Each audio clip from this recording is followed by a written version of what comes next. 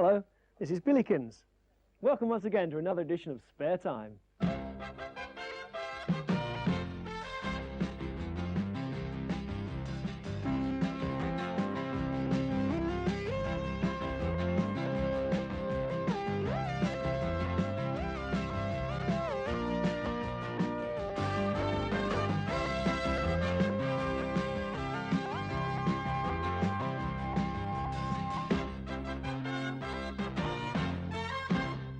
To begin with, can I thank you all for the letters you've sent me, especially those telling us about your hobbies and suggesting ideas for the programme.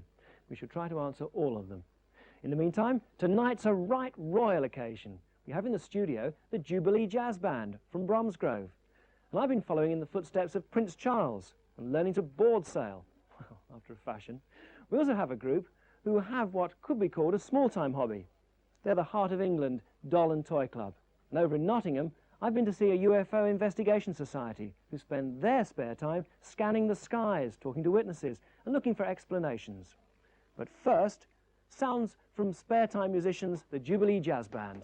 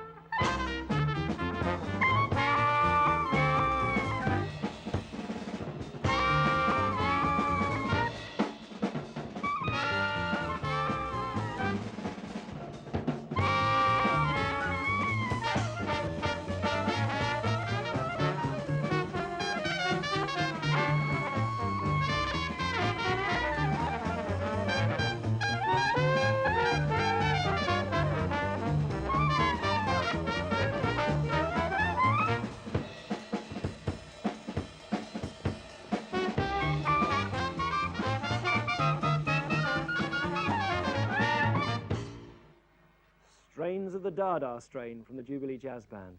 Well, whether you're doubter or devotee, it's nevertheless the case that there have been more sightings of strange airborne phenomena this year than ever before. I went to meet a group in Nottingham who helped to sort out the genuine sightings.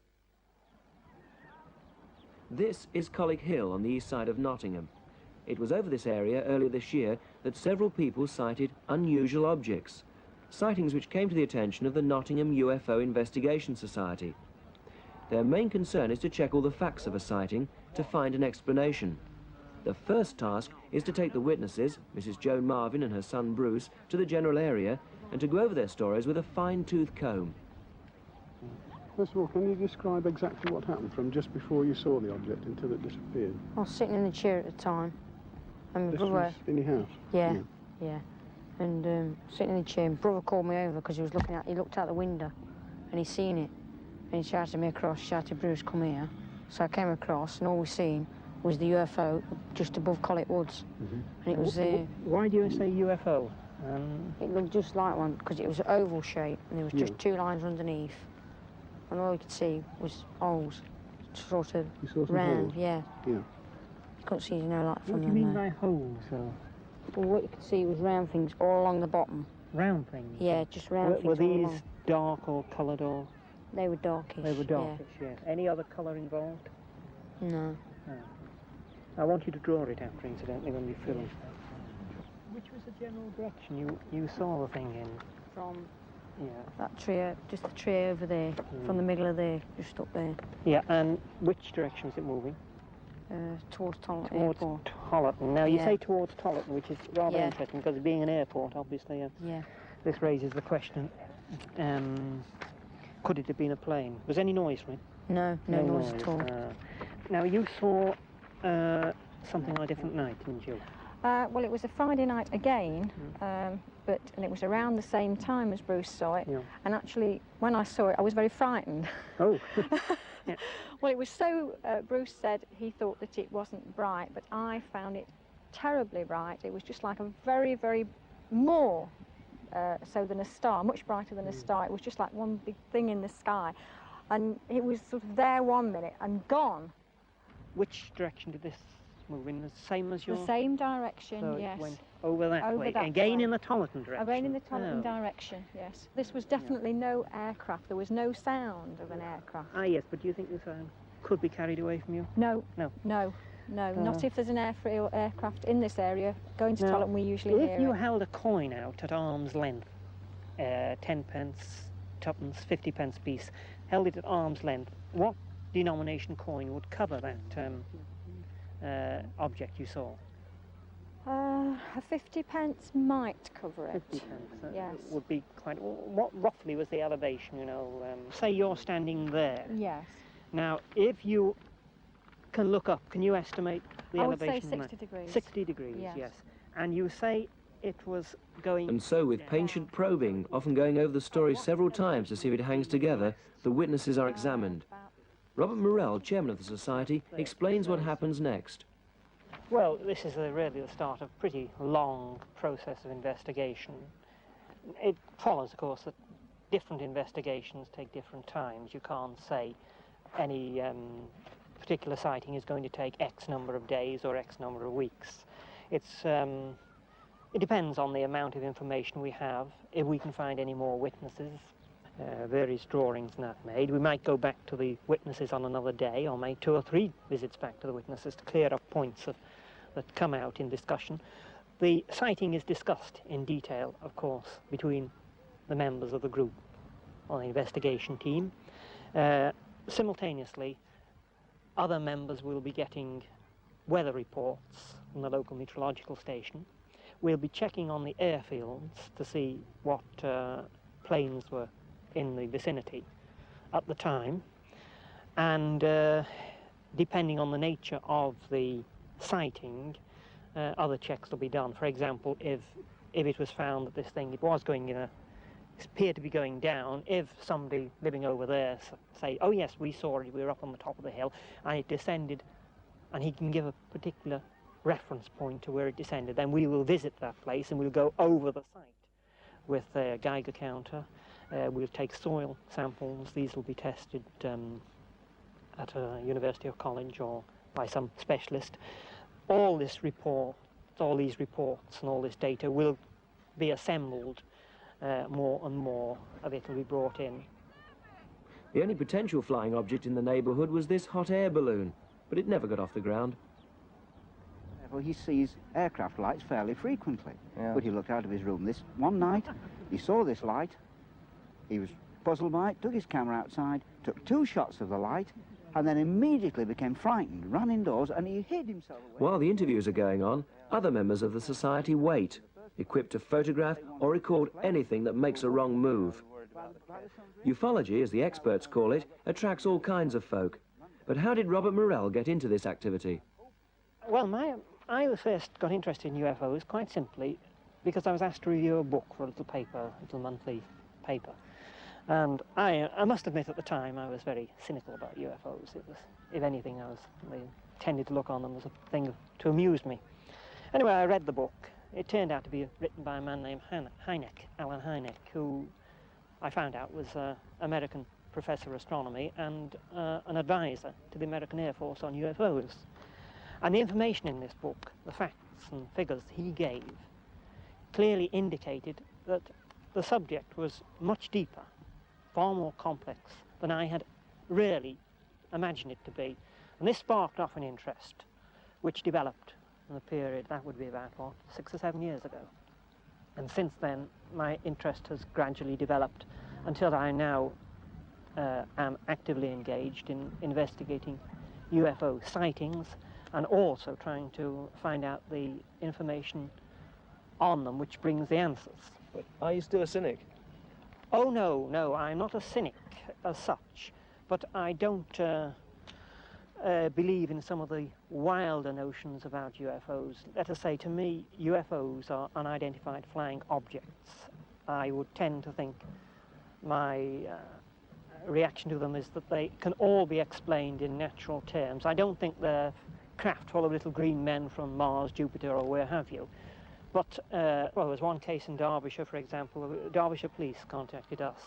A woman in a farm near Bakewell was very worried and upset, in fact, by a weird silver thing that had been floating around. Anyway, we investigated this, and it turned out to be a gas-filled balloon, a very large gas-filled balloon that had been bought at the Ideal Holmes exhibition in Birmingham and released from a bus party returning home, had been released by a kid from the bus at Crouch and went floating up and behaving in a very weird and wonderful way. But the wind pattern was in the direction which took it round this woman's house. But the funny thing was that on the side of this large silver balloon was the letters UFO.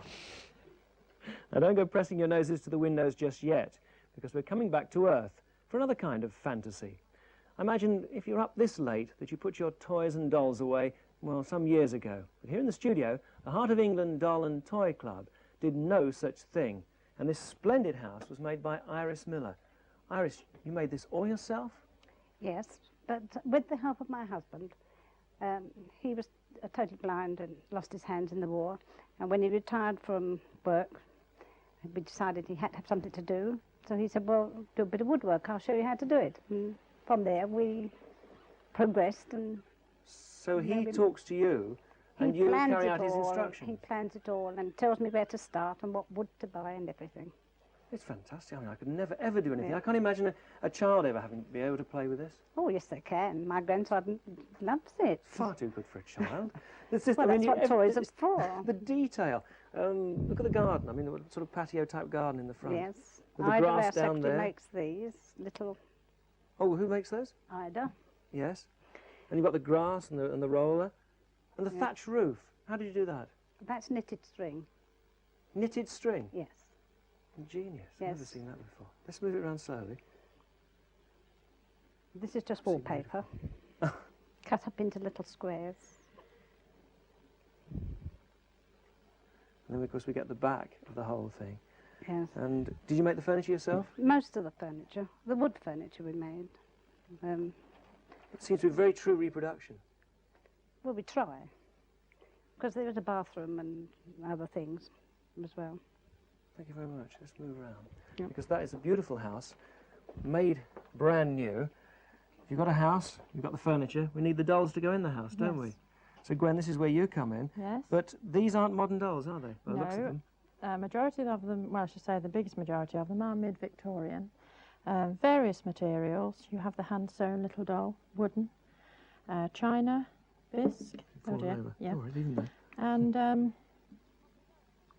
well, the majority of them, I would say, are mid-Victorian. This is one of the earliest dolls, and this actually was the one that's begun my collecting, because she has the flat bottom boots, which we say she's about 1850, 1860. How long have you been collecting? About 8 years. Let's move on to Ida, who's got a selection of rather larger dolls. And the ones that immediately take my fancy are the... is this china or...? China, yes. China. And how old would this doll be? That one's 1860. This is a reproduction made in 1977. As recent as that? You buy the head, see, and it comes with a pattern Look, yes. in the box to make the cloth body and arms and legs. So that's the original? That's the original, that's the reproduction. What's this little cheeky thing with the ears? That's baby bunting. And if you turn that knob on her head, she'll turn her face round. What, just turn... Turn the knob. What, just like that? Yeah. It's asleep. And again. And again? How ingenious. Oh, crying. Oh, how sad. Yes, isn't it? How old is this baby bunting? Last war. As recent as As that? recent as that, yes. And where from? America. From America. Whoops. You Oh, hold on to that she's before off it again. falls off the table.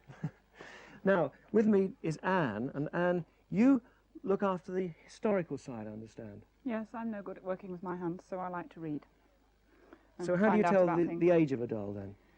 Well, it's very difficult to tell the age of a doll, but in the case of these ones that we call bisque dolls with the unglazed china heads, they have a mark on the back of their heads like pottery does. And this was compulsory from 1890 or so, so that if your doll is marked, you know, it must be after that. And you have the maker's mark and the country of origin on the back. In the case of the one we just saw, that was Germany. That's Germany, yes. Both these are Germany as well. Most dolls came from Germany of this type. Now, dolls are delightful to dress up, but this is a simple way of I was thinking, I should imagine at the time, a cheaper way of dressing up a doll. The paper dolls. Paper dolls? Yes. The Queen and Princess Margaret's children at the time of the coronation of their father so in it is. 1937. Two princesses. Those are their coronation robes, of course, and if you turn over the page, you will see other items that you cut out of the same book. Are these worth a lot? They're very, very difficult to find, so it's difficult to put any sort of price on them at all. Thank you. Margaret and Julie, meanwhile, well, you have the sort of restoration job, don't you? That's correct, yes. Dolls come in various stages of disrepair. Yes, various stages. Some of them just in pieces like that, where you have to do a lot of restoration. Looks disastrous, doesn't yes. Some, like this, have got all their parts. They're a little damaged, and in that case we have to find replacement parts. This one needs a new hand and a new wig, and we have to cover all these cracks and flaws with gesso and then completely repaint them. We try not to paint if we have to, because the joy of any collector is having a doll that has been played with for so many years. And this one, as you can see, I have restored it, but left the hands exactly as it was when the child finished playing with it in the Victorian era. Is this the original hair? No, if the wig is missing, as in this one where a little bit of hair's been stuck on, we do have to use a new wig, but then we always use human hair, because in those days they would have either used human hair or mohair. Where does Julie come in? Julie does my dressing for us, and she uses all fabrics, and perhaps she'll show you. Yeah, if they haven't got the original clothing, then we try to dress them as they would have been dressed, with using all the correct materials, fabrics from the time. And there are several layers. She starts with her drawers, her cotton shift, her lawn petticoat, her flannel petticoat, and a dress on top, but just as it would have been an all hand sewn. Lovely, thank you very much indeed. And I understand that the Heart of England Doll and Toy Club, their membership is full, but they'd only be too pleased to help you if you want to start up your own particular group. We're now back to the outdoors and to a pastime which a lot of people do better standing up. In fact, some people have called it already the sport of princes. It started only 13 years ago in the USA, but is rapidly taking this country by storm. On a warm summer's day, it's rather nice to get away to the cool of a lake, or perhaps a river, and go yachting, boating, or even fishing. Or you could try and take up one of these new sports. Some call it windsurfing, others sailboarding or board sailing. I'm not really an expert at it, but this is, I'm told, the dry way to learn. This isn't a simulation, but someone who really is an expert is Ken Way. In fact, he's a joint UK national champion. Ken, I mean, I'm just standing here holding this up. You've been helping me to hold the board steady. Teach me some of the rudiments. Right, well, you're sailing quite naturally at the moment. You're sailing in a straight line, but of course one of the problems you're going to have is that sooner or later you're going to have to turn round and come back again. What? On water? On water, I'm afraid. You're doing the easy bit at the moment. Yeah. And so let's start by turning you round. In this position, you would transfer both hands to the rope. That's right. What happens to the sail? It's going to fall, No, it's going to fall, but if you hold on to it, the sail won't fall into the water. Both hands on the rope, that's it. Right. Now what I want you to do is to swing the whole rig, that's the mast, the sail and the boom, towards the back of the board. Right. All right? Keep going this towards board's the back of moving the round. board. That's right, and you walk round the front. Nice, slow, steady steps. That's right. Keep moving at that same direction. Yep. And you'll see you have now turned right round. I have. How did you do it? Now move your right hand across the left hand onto the boom. There. That's it. Pull the sail right across in front of yourself. Let go of the rope and pull in a bit. and we're ready to go again. That's right, exactly. It's easy as that. It is. Is it as easy as that on water? I'm afraid not. Well, I'll get down off the board and perhaps you can actually show me the equipment, because I've never seen anything quite like this. Right. Okay. Well, the secret rests just here in this little rubber joint. In fact, if you release the sail now... Just let go. Just let go. You'll see that the rubber just bends over like that. And this is where a sailboard differs from other sailing dinghies in that the mast is not rigidly attached to the board.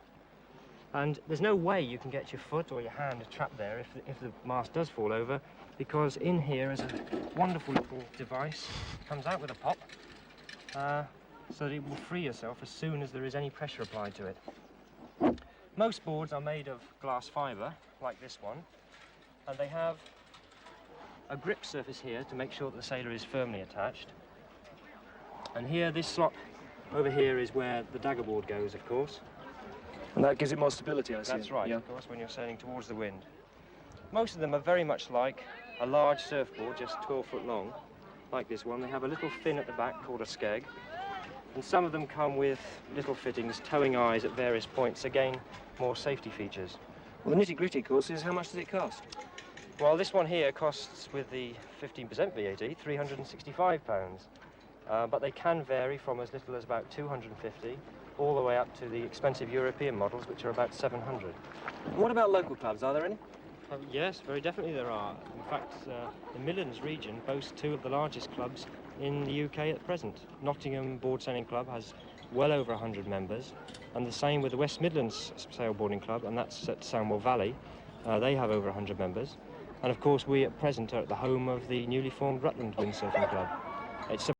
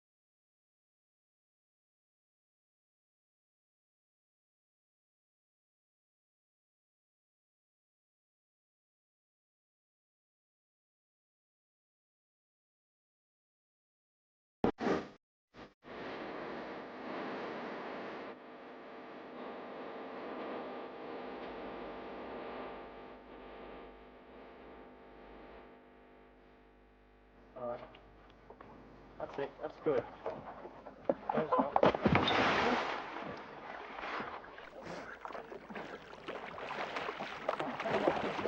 Is this the hardest bit? Yes, I'm afraid it is. Goodness. Now, if you fancy your chances at board sailing, the best way to begin is with proper lessons at one of the Let go with centres. the right hand. That's right, that's it, you've got the pressure back better. Now put it right across so you can only see the front of the board through the... That's it. You'll find details in this week's Move fact your front sheet. foot back a bit, both feet back along the board a bit. The cheapest tuition fee for a 5-hour day that we found was £10, but the average was nearer 20. They reckon after those 5 hours you can be really proficient. Just try and hold it, you're actually moving. Like that. That's better, that's good, yes. Like it's not so windy. I mean, is this easier because it's not so windy? Well, I must admit I found it tough at first, but after quite a short time I felt just like one of the experts. Well, almost.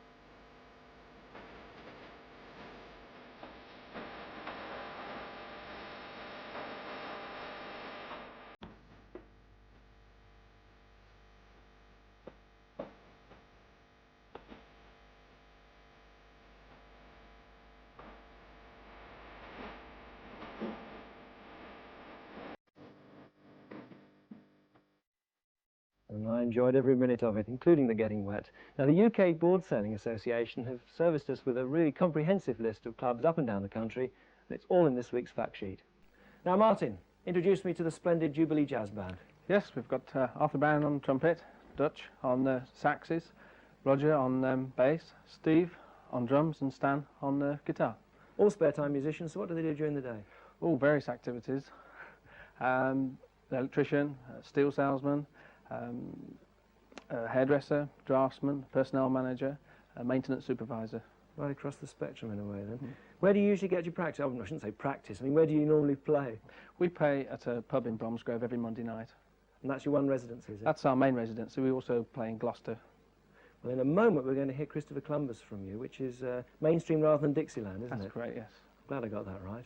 But first of all, let's give the details of the fact sheet, and of course all the details of this week's programme therein. And please do send a stamped address envelope, and if you can, specify which programme. This one, by the way, is programme 4.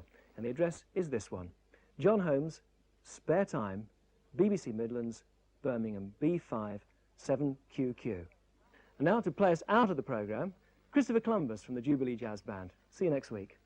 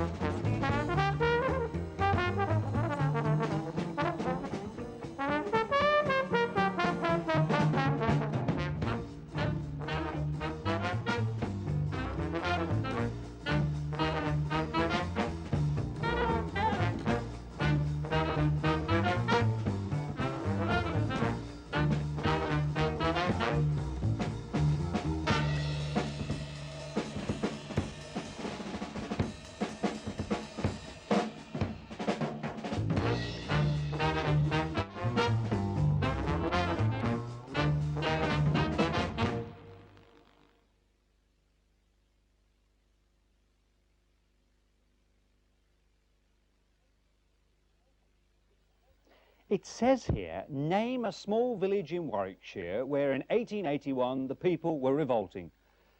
How could I know that? I do know one village where they've had a lot of trouble recently. The senior citizens have been going round in gangs at night mugging the teenagers. I mean, what do I know about my heritage? You see, I'm hopeless. It's this new quiz, Know Your Place. It's full of interesting questions and, surprisingly enough, even more fascinating answers. But what do I know? I'll never work it out. Just a minute. I don't have to. I'm the quizmaster. My name is Alton Douglas. The show is Know Your Place next Tuesday at 6:45. And your place is watching Know Your Place, if you know what I mean. I don't.